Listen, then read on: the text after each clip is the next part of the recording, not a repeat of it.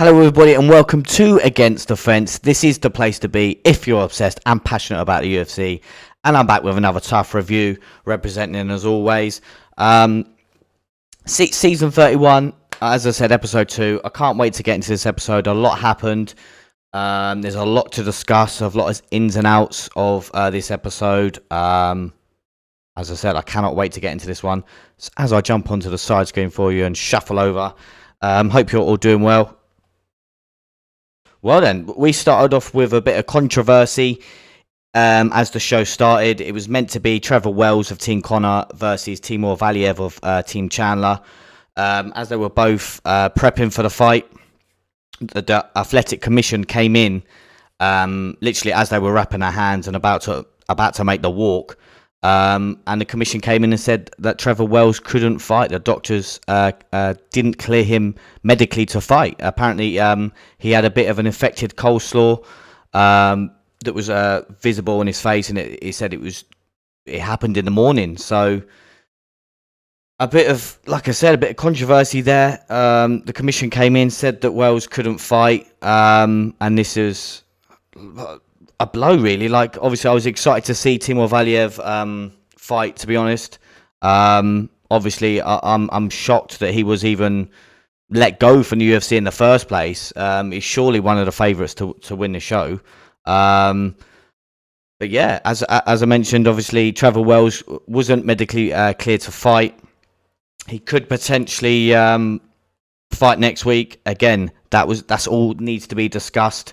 Dana White got both coaches together, had a little discussion with them just to say that obviously it's unfair on Valiev as well because obviously he's made weight. I'll get onto that in a second because we can talk about different bits and bobs to do with that.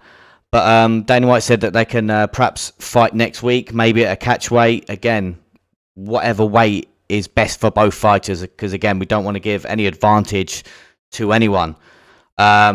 But yeah, hopefully that fight happens in the next episode. Again, I was really excited to see Timur Valiev fight, but the fight didn't happen. But let's just discuss the things to do with that then. So we've got some talking points. So do they do it at catch weight? Is that going to be fair on either fighter? Obviously, as I just mentioned, Valiev obviously was training hard all week, was making weight. Again, for some of these bantamweights, it is hard to cut weight. So what do you do? Like, Valiev's cut weight, and it really is like quite unfair on him to obviously prepare for the fight, and it's not happening. Again, let's hear you in a chat. Do you think that Valiev should have just been given a pass through to the semi-finals, or do you think, like I said a second ago, do you think that a catch weight bout would be necessary if needed if they are going to fight in 1 more week's time? Let's hear your thoughts on that situation again, because it's a difficult situation to be in. But yeah, let's hear you. So as I mentioned, Trevor Wells isn't fighting Timur Valiev, so they had to go back to the matchups, and it was another bantamweight bout, and it was between Cody Gibson of Team Chandler against Mandor Gutierrez of Team Conor. And Cody Gibson is 19-8 as a professional, and Mandor Gutierrez is 8-2 as a professional. Just a little bit of ins and outs of each fighter. So Cody, obviously, he's the veteran here, so he's obviously previously fought in the UFC, and he's beaten the likes of John Dodson. Again, a great competitor. John Dodson, sorry, was he's had a great career in the UFC. Again, to have a win over him, it's a great accolade on your resume. And he even went three rounds with the current champion in Aljamain Sterling. Again, to go 3 rounds to Sterling. Again, I know this was early on in Aljamain Sterling's career, but it was a close fight. I went back and watched that fight. Again, it was a unanimous decision win for Sterling. But Cody gave him a good fight. Let's be honest, he really did give him a good fight. He's got great takedowns and great control. Again, we could see that in the fight. That's going to come up against Gutierrez. And he's got great striking. He's got a very good jab on him as well. So again, we could see that in the fight. Jumping on to his opponent then, Gutierrez then. He actually appeared on the Dana White Contender Series last year. And he actually fought Raul Rosa. So again, we all know Raul Rosa. He went 3 rounds with Raul Rosa. again, obviously, we all know how talented Rosa is in the grappling exchanges. Just took Gutierrez down and just held him there for the majority of the 3 rounds. But Gutierrez, he's got 7 finishes, and he's got 6 of them in the very first round. So again, some great accolades on his resume. He likes to put the pressure on early and make it his fight. And also another accolade he's got 5 rear naked chokes. So he likes the rear naked choke submission. Just before we do get into that fight, I just thought I'd have a little background, a little story on the fighters. Before we get into the fight, there was a little bit of beef in the Tough House. Again, we all like a little bit of back and forths in the Tough House. Again, the Tough of old, as I mentioned in the last episode, a little bit of back and forth. Who knows? But Lando Quinelles, he is a lightweight. He was arguing with Roosevelt Roberts, and this is one for you, chat. Let's hear you. So Landon come out and said that you ex-UFC fighters are ex-UFC fighters for a reason. You guys are done. So that's what Landon said to Roosevelt Roberts, and obviously he didn't take it very well, and them two started getting into a little bit of beef. But my question to you, chat, is do you think that if you get released from the UFC, your career is done? That's my question to you. Let me hear you. Is your career done if you get cut from the UFC? Me personally, in my opinion, I don't think your career is done at all, because every fighter in their career will go through a blip. Don't get me wrong. You're going to for an example, let me just 2 names off the top of my head. You got Anthony Rumble Johnson that got cut from the UFC, come back into the UFC, got re-signed, and fought for the belt twice. So there's a name for you that got cut, again, got his career back on track, and then fought for the belt twice. Another name for you, Chael Sonnen. Early on in his career, he got cut for the UFC, and again, look at the career that Chael Sonnen had. So me, in my personal opinion, I don't think your career is ever done if you get cut from the UFC. You all have leaps and bounds in your career. It's how you come back that matters. And obviously this is what Roosevelt Roberts says. We all have our own story, and this is his path to making his story, which again, perfectly well said to him. I totally understand where he's coming from. But let me hear you in the chat. Did you, in your opinion, do you think if you do get cut from the UFC, is your career done? Let's hear you. As I said before, I hope you're well. Let me hear you. But that was my opinion just on that matter. Let's get into the fight then, shall we? Let's get into the fight. So as I mentioned a second ago, we've got this fight here. Mando Gutierrez taking on Cody Gibson. As I mentioned a second ago, Cody Gibson is the veteran, and Gutierrez is the prospect, the up-and-coming fighter. Let's get into the fight then. So as we see here in some of these pictures here, we early on, as I mentioned, in the style of fighting for Gutierrez, he likes to put the pressure on, put the pace on. He tried to go at level change early and tried to go for a takedown, but Cody Gibson was wise to that and took his leg and dragged it to the fence. And as we see here, multiple different occasions where he had Gutierrez up against the cage, pressure, knees, what he needed to do to sort of stuff all this takedown, and it ended up in his favor. Obviously he landed here for a majority of the first round.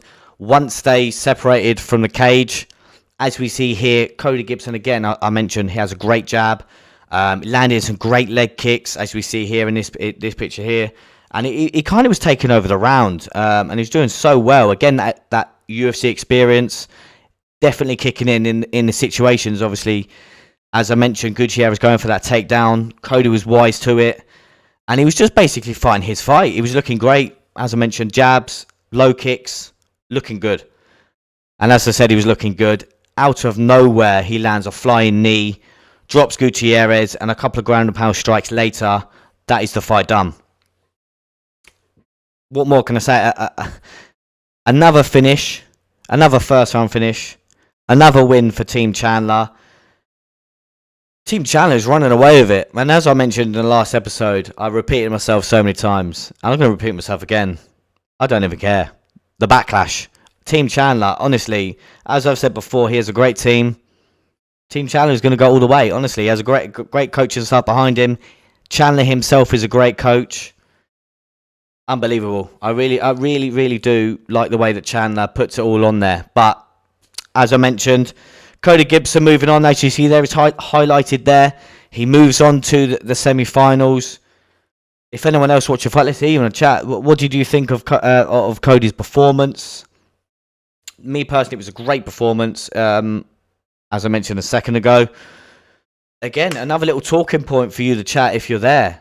How does Conor get back on track? Obviously, his fighters have lost 2 in a row. How is he going to get back on track? And who is going to get him back on track? Let me get that back up. Who on that drawing board is going to get Conor McGregor their first win?